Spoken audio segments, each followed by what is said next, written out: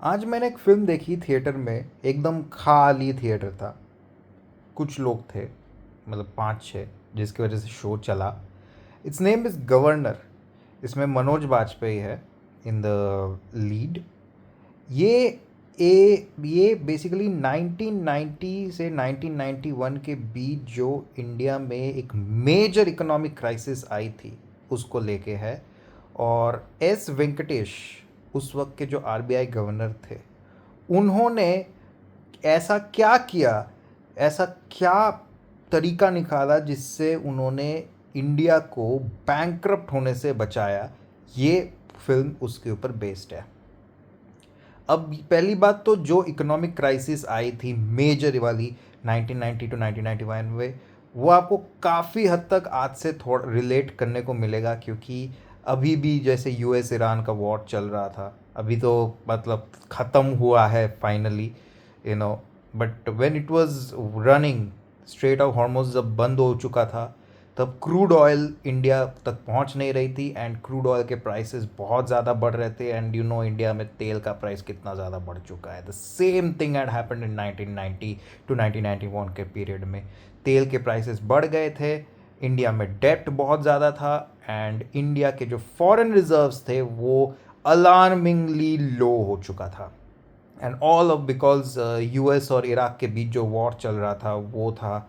India जो था वो इकोनॉमिक क्राइसिस से जूझ रहा था। वो यू नो रशिया से भी हेल्प नहीं मांग रहा था, क्योंकि रशिया उस वक्त यूएसएसआर था, वो फॉल कर रही थी। तो ये जो एस वेंकटेश थे, जिसको ये लोग रमनन बोलते हैं, इन्होंने जो तरीका निकाला, काफ़ी लोग इसे क्वेश्चनेबल मानते हैं आज भी, but you know what, it saved India at least.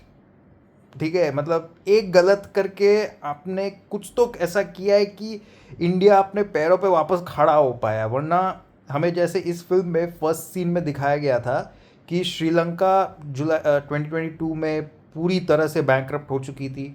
सबको पता है ये, मैं हमने सबने देखा है इंटरनेट पे, न्यूज़ पे। Their completely their economy was finished. तो इंडिया भी उसी सिचुएशन में आने वाली थी। और द आरबीआई गवर्नर जो थे एस वेंकटेश, उन्होंने वो जो तरीका आजमाया, वो तरीके से India at least manage to get back on to their foot. ठीक है, वरना वो अपनी नीज पे आ गई थी। एंड उसके बाद जो क्या क्या चीज़ें हुई जिससे इंडिया एक इकोनॉमिक बूम आने लगा इंडिया में, वो भी थोड़ा एक शॉर्ट में डिस्कस किया गया। But mostly the film is about the governor discussing about what should be done. ठीक है, पॉलिटिकल सपोर्ट नहीं मिल रहा था, क्योंकि जो पीएम था वो थोड़ा वीक था उस वक्त। ठीक है, तो बहुत सारे चैलेंजेस थे, but ultimately they did come out. और इंटरनेट पे आपको मिल जाएगा। अगर मैं स्पॉइलर दे दूँ तो भी कोई दिक्कत नहीं होगी। The thing is that basically उन्होंने गोल्ड रिजर्व्स जो थे इंडिया के, जो गोल्ड रिजर्व्स थे आरबीआई के, वो उन्होंने मॉर्टगेज कर दिया था, वो उन्होंने बाहर भेज दिया था इंडिया के, so that they can get some emergency funds. तो उसी फंड से उन्होंने देश को वापस से चलाना चालू किया। बट वही सबसे कंट्रोवर्शियल है कि उन्होंने इंडिया का जो गोल्ड है वो बाहर भेजना शुरू कर दिया, जो इंडिया का था वो अपना खुद का धन था वो। बट वही है ना कि देश कैश से चलता है, वो सोने से नहीं चलेगा। सोना को कहीं तो यूज़ पे लगाना पड़ेगा, ऐसी चीज़। तो उन्होंने उसको इस तरह से यूज़ किया। बट हाँ, जिस तरह से फिल्म में दिखाया गया, आई am not sure if it is real और नॉट, मुझे थोड़ा पढ़ना पड़ेगा। उन्होंने बेसिकली इसे एक कोवर्ट ऑपरेशन जैसा किया है कि किसी को इन्फॉर्म नहीं किया। एंड द रीज़न इज़ कि देश में ऑलरेडी जो टर्मोइल चल रहा था, वो और ज़्यादा उसमें आग लग सकती थी। तो इन्होंने इसीलिए उसको थोड़ा सीक्रेट रखा था। But I think it's a decent film. थोड़ा ड्रामाटाइज्ड है, काफ़ी ज़्यादा ड्रामाटाइज्ड है फिल्म में। ठीक है, और फास्ट पेस्ड है, तो बहुत ही ज़्यादा इंटरेस्टिंग है, बहुत ही ज़्यादा फास्ट पेस्ड है। और रन टाइम भी इसका कम है, 2 घंटे से कम रन टाइम है, तो आपको अच्छी लगेगी। मनोज वाजपेयी ने काम अच्छा किया है, ऑल्दो उनका मुझे वो साउथ इंडियन लैंग्वेज बिल्कुल भी ज़्यादा सूट नहीं कर रही थी। अदा शर्मा भी है भाई, विपुल अमृतलाल शाह का फिल्म है भाई, उसमें अदा शर्मा नहीं होगा तो कैसे होगा भाई।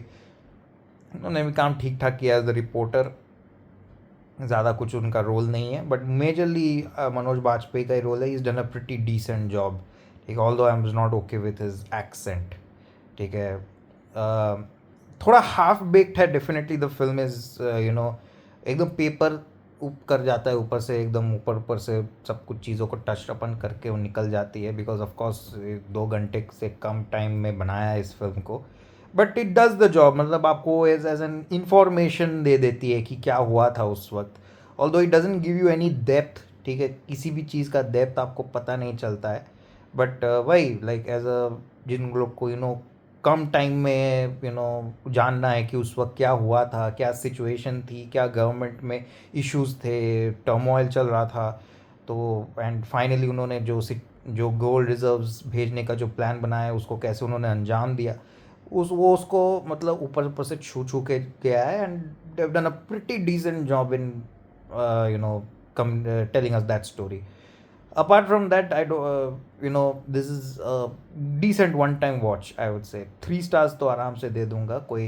बाकी आई फेल्ट कि ये जो मनोज बाजपेयी के फैमिली एंगल है उसको थोड़ा सा अगर कम कर देता तो फिल्म का रन टाइम और ज़्यादा कम हो जाता.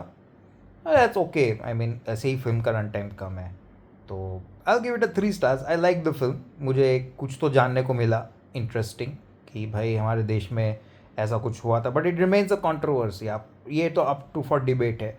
एंड फैक्ट इज़ कि इसको बहुत लोग प्रोपोगंडा भी बोल सकते हैं अगेंस्ट सम पर्टिकुलर गवर्नमेंट. ठीक है, तो वो I leave it up to you guys.